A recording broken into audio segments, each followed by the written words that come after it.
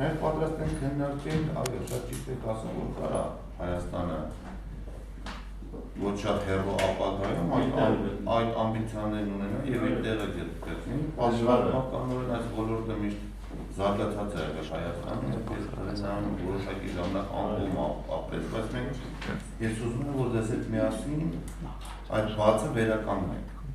որովհետեւ ժամանակները շատ մեծ ծավալները վերամշակվել է, իսկ ոսկեչության ոլորտում Հայաստանը միշտ ուրույն դերն է ունեցել ամբողջ աշխարհում համբավ այդ ամեն ինչը կա, մենք պետք է ուղղակի գնանք առաջ եւ փորձենք առավելագույնս վերականգնել։ Դա ուզում եմ դրանից շատ ազատ, շատ պարզ լսենք, ինչա պետք անել, ինչ կարող անի կառավարությունը, որպեսզի այս ոլորտը մի քիչ ավելի արագ զարգանա եւ վերականգնի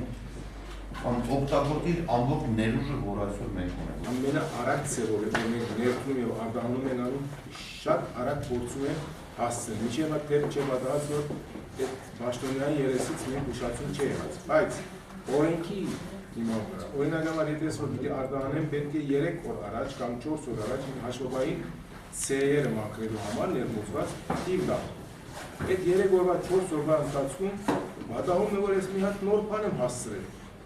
Հավելորդ նոր մոդել մը կամ նոր քեմիցիկ բանը որ պետք է շուգան ավելի առաջ ես հասցնես, քան թե օդար ընկերությունները։ Չես կարող մեջ գնալ, վեճացա։ Քանի հատ քար է, քանի հատ ոսկի է, քանի կդոր օր է, քանի կդոր, ինչ որ արձանագրես եւ կան է։ Իրավունքին հավելել մի հատ կդոր դեպի մեջ։ Արդյոք իրավունք ունենամ ես հայտարարություն տալ, մի հատ եթե բան ավելացի, դուք իմ մեջ էլիտներ, բայց յետքը այդ process-ը բրոկերը թող շարունակի տխտաբանը։ Որովհետեւ կրնամ տանել։ Եվ ոչ պիտի մնա միջև հաջորդ արտահանման կարող է 2 ամիս տևել։ Ամի ամիս տևի հաջորդ արտահանումը, մոդելը դու մոդել չեմ կարող տեսնել։ Նույնիսկ ներմուծման ժամանակ եթե որ ուրբաթ հասա եւ շաբաթ կիրակին գտվեց։ Մնաց 3 օր անցավ։ Երկուշաբթի թուղթարի միջև բերեմ հատին երկուշաբթի ու մինական 4 օր եղավ։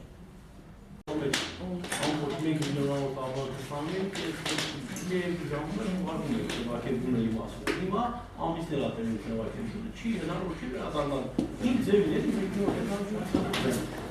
մինչև այդ մտել ամեն շատ բարձր ու հստակ։ Ես վերջին անգամ լիցենզիայի համար 5-6 ամիս չարչարվել եմ, ոչ մի լիցենզիա չեմ կարող։ Երկրորդ այդ լիցենզիայի գինը ժամանակ մեծ գործարարներ էին, շատ մեծ գործարարներ։ Այդ 1 միլիոն դրամը ստանալու հասու էր, հնարավոր է տալ։ Հիմա մանր մարդիկ մի 5-6 տարուց դրանց իրենց համար մշակում են, ներդրում են կադրում, հենց 1 միլիոն դրամ այդքան եկամուտ չեն ստանում, մեկ օր կարողանամ վճարել։ Ես մտնում եմ մի քանի հարցերի վրա շարունակել ասել, իսկ մինչև այդ ես երևի 15-20 տարի բնակավարում եմ, ձևակերպումների հետ կապված ոչ մի բան չի եղել։ Նոր այս տարվա մեջ այդ ձևակերպումները շատ փաստացել են։ Ողջույն դերականներ։ Յուրես Սարգսյան Սարգսյան։ Պարոն Սարգսյան, հասկանում եմ։ Ինչ վերաբերում է լիցենզիաներին, ես արդեն ասում միարժեք դա թեթևացնեն նույնիսկ վերաբերում դե ծանուցումը եղանակներ են ստեղծում, որ դա ընդհանրապես բացասի։ Իսկ որ ձևակերպումն է որ երկարատև։ Ներմուծման եւ արտահանման։ Ես Ամերիկայի Միացյալ Նահանգներից Նյու-Յորքից հրամշակման համար ադամանց ստացա, ձևակերպում տևեց ամիս ու կես, միայն ստանալու թղթականությունը։ Մշակումը 1 ամիս, 2 ամիս էլ միայն կարացա արտահանել։ Այդ ֆիրման ասում է, ես վերջի գալիս ինձ աշխատել։ Դերեդեք 50 մարդ աշխատում է, ամեն ինչ նորմալ, բայց միայն այդ թղթականությունը այդքան երկար տևեց։ Ապրիլին ես հուբարի բանը կրծել եմ, ես ապրիլի մեջ որ կարացա ուղարկի։ Ձևակերպումների արտահանման։ Էկոնոմիկայի նախարարության եւ ասենք ֆինանսների նախարարության ժամանակ ճիշտ ասած էկոնոմիկայի նախարարությունը մի քիչ ավելի օպերատիվ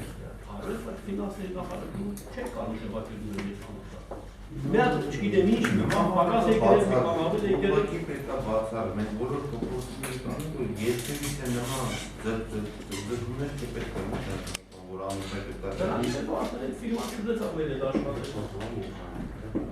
Մենք սահմանենք դնենք նորից այդ համակարգը, որ այս ոլորտում ներմուծում եւ արտահանումների մեկ պատվանի միջոցով մեկ մարմնի հետ ուշադրվենք եւ այդ բոլոր խնդիրները բանով կոչան։ Պետք է կապել հասցնողության տակ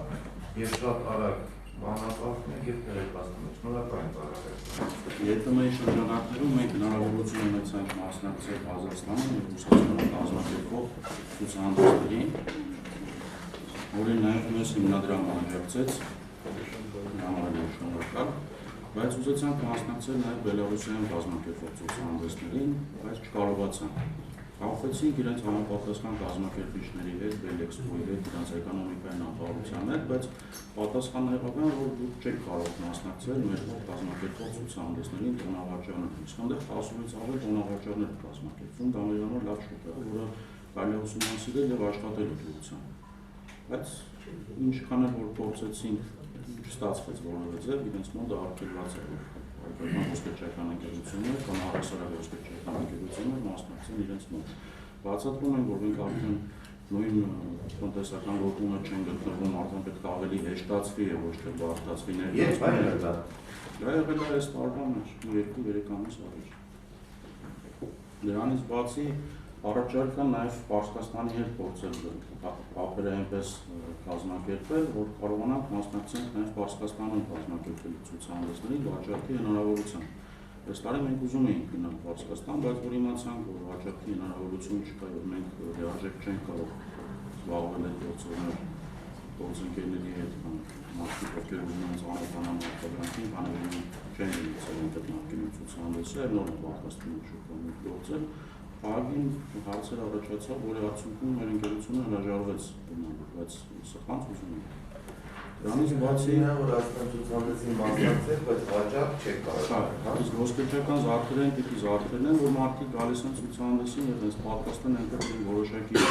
կանակ, խմբականակ ձեռք բերեն, հետագայում արդեն փորձեն աշխատել, պետք է իրենք ծանոթանան այդ ապրանքի տեսակներին, թե ինչքանով է դա իրենց խանութներից, իրենց վաճառքի կետերից հեշտ վաճառվում, որ ապրանքն ավելի պահանջարկ ընթացքում վայելում։